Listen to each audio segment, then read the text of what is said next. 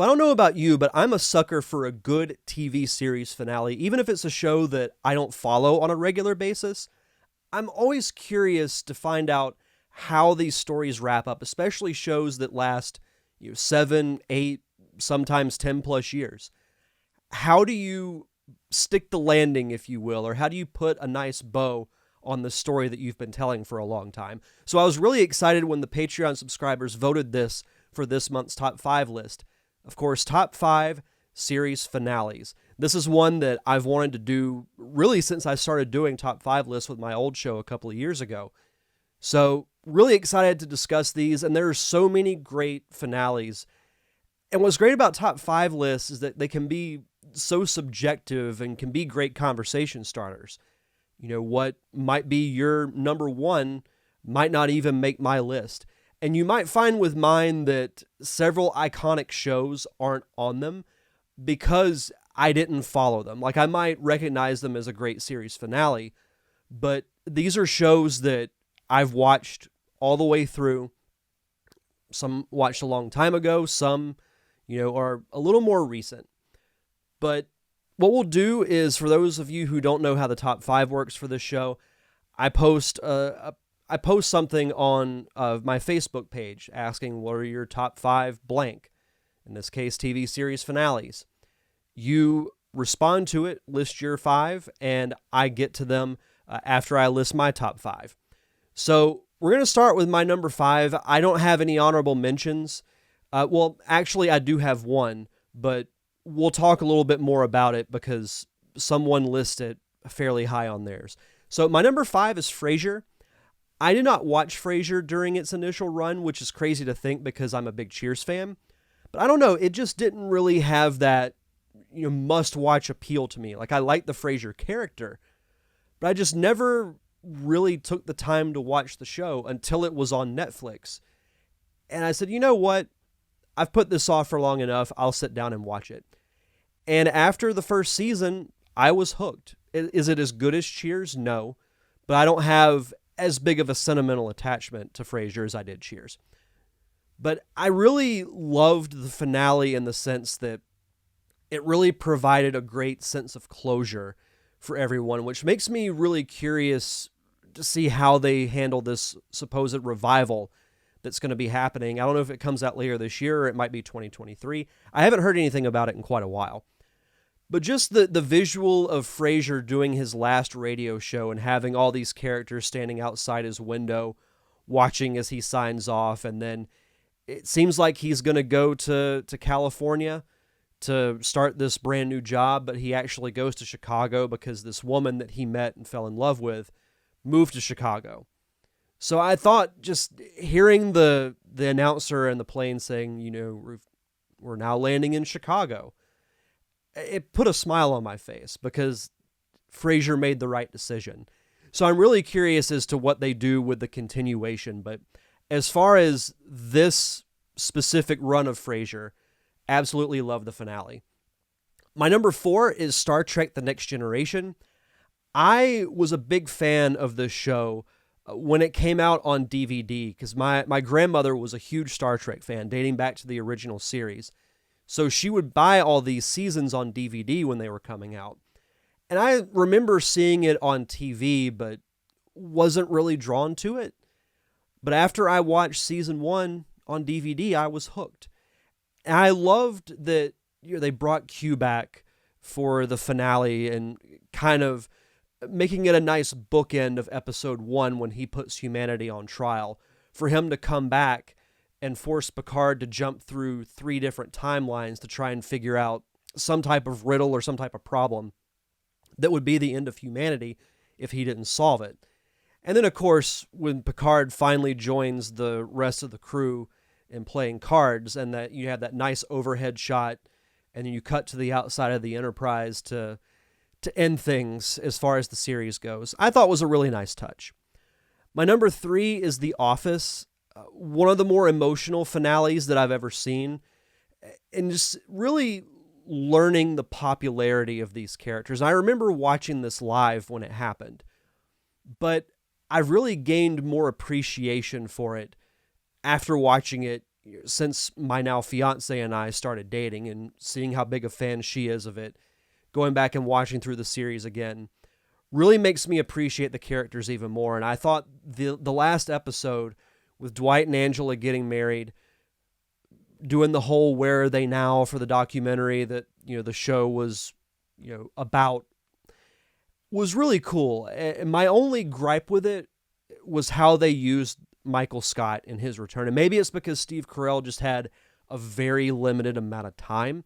I'm not entirely sure on that, but the fact that he didn't really talk or do much, it's just kind of like they brought him back for the sake of saying, hey, here's Michael Scott for the final episode. I didn't really care for that, but the story overall and them, meeting at the Dunder Mifflin office and just kind of going their separate ways, knowing that most of them aren't going to see each other again, and Pam taking the drawing that she had done years prior of the building, well, it was really cool. Really, really cool finale. My number 2 is Breaking Bad. This show, there are very few shows that are as consistently brilliant as Breaking Bad.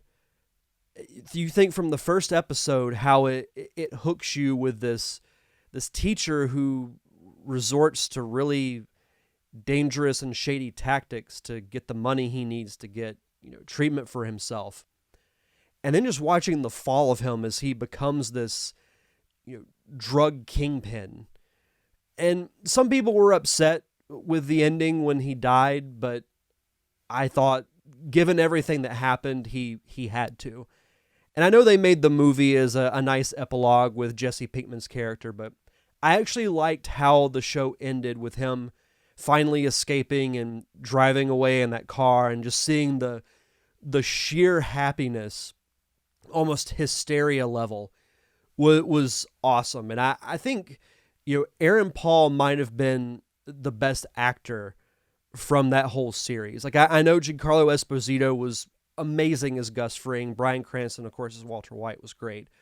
But Jesse Pinkman had some of my favorite scenes in that entire show. I don't want to say he's definitely the best, but I think he showed flashes of being the best. Worst case scenario.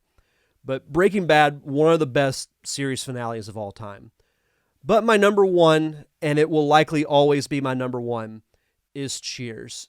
I mentioned it with Star Trek: The Next Generation, but what I loved about the Cheers finale was that it bookended the entire series. So in the first shot of the first episode, you see Sam Malone come out from the back room of the bar as he's getting ready to open the place. In the last episode, after Norm, Frasier, and everyone leaves, this unknown customer, which I always wondered who it was, but it was one of the creators of the show, knocks on the door, and then Sam walks up and he says, "Sorry, we're closed." And that's the last line of the show. And then he walks into the back room, and that's how the show ends. Absolute perfection to me. The fact that the creators remembered that little moment from the first episode, and they were able to put a nice little bow on it. It's one of the more emotional finales because you have these group of friends that have known each other for over a decade, and you end it with them, kind of knowing that things aren't really going to be the same, that, Woody is in public office. Frasier months later moves back to Seattle. They're not going to be the same. And that's really what life and what friendships are in some ways. If you have some that you're lucky enough to carry with you throughout your life, that's great. But there are some that are only with you through a certain phase of your life. And I thought Cheers was a great reflection of that. So that was by far my number 1, likely always will be. But let's go through everyone's list. Tim Spivey, in no particular order: Lost, Breaking Bad, House, The Office, Mr. Robot, and he lists Futurama, but they are reviving it again, as he says. So I have not seen the series finale of Lost. I was a big fan of that show. Its first 3 seasons, but kind of fell off of it after that and just never really went back and watched the whole run. One day I'll get to, hopefully.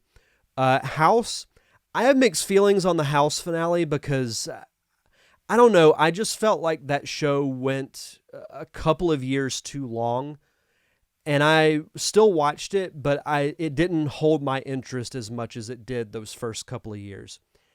And I don't know, House faking his death was a very House thing to do, but I just felt like the finale could have been a little better. And I haven't watched a single episode of Mr. Robot, though I've heard good things about it. Josh Shinnework, number 5, Fresh Prince of Bel-Air, which I have not seen. I will say the new version of the show is actually pretty good. It's very different than the original, but I think that was the best thing for them to do. It's worth watching. But I have heard that the final episode of the original run is very emotional.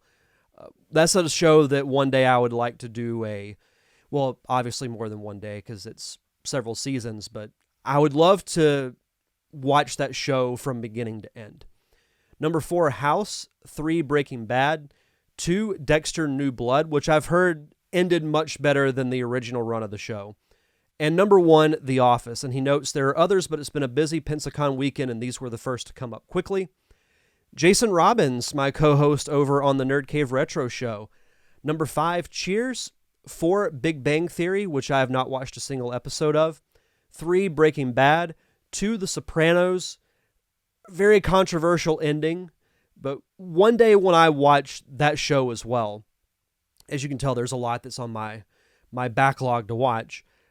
Once I watch the show from start to finish, I'll give my full opinion on it. I feel like I can't really give a valid opinion because I don't know the context of the show. His number 1, and this was my honorable mention, Scrubs. The ending of season 8 is the greatest tear-jerking finale of all time. No one counts that weird 9th season they tried to do with a different cast that absolutely sucked. I couldn't agree more. The ending of Scrubs season 8 was by far about as perfect of a finale as that show could have done.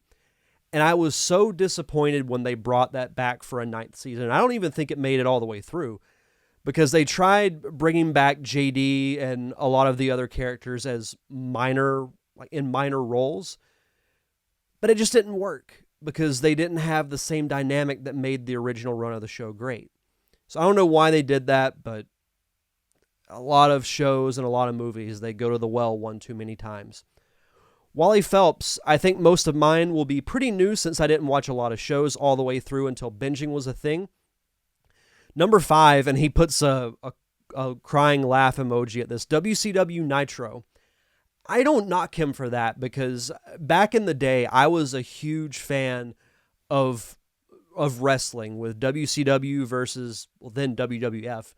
During the Attitude Era, the Monday Night Wars, WCW Nitro was an emotional ending because the company, was bought out by Vince McMahon and the WWF, and a lot of those guys we wouldn't really ever see in a major role again. Or in some cases, many, many years later. But it was the end of an era, I loved watching Nitro every Monday. Even though it got really bad there towards the last year of its run, but I think of, 97 to late 99 was some great wrestling TV.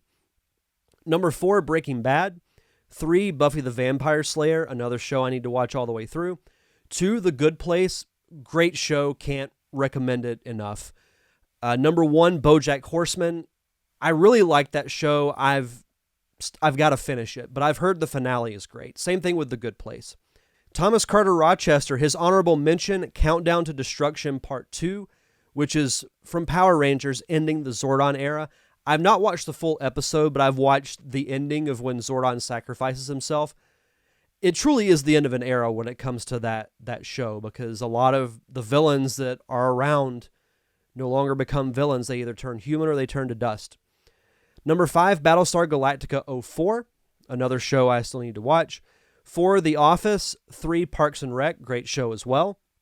2, Scrubs for the same reason as Jason. And number 1, MASH. MASH is widely regarded as a great finale. I'm ashamed to say that I have not watched all of MASH. Might get my film and TV cred card pulled from me for that, but what can I say? It's just there's a lot of content out there that I haven't quite watched. And last but not least, Brandon Rutledge, number 5, The Cosby Show, 4, Buffy the Vampire Slayer, 3, Three's Company, 2, The Big Bang Theory, and number 1, Yu Yu Hakusho. Hopefully I'm saying that correctly. That I have not watched, but I'm not really big into Japanese and anime culture scene. I've watched Dragon Ball Z. I've watched that entire run. I do like it. One day I want to watch Dragon Ball and even GT and some of the newer versions of Dragon Ball that are out. I like the character dynamic. I think it's consistently pretty interesting. So who knows? Maybe I'll get crazy and go through an anime phase. And that's going to do it for everyone's top 5 list. Thank you to everyone who submitted your list. This was really fun. You know, like I said, I'm a sucker for a good TV series finale. Definitely check out some of these shows that even you didn't even make my list, because they're all great as well.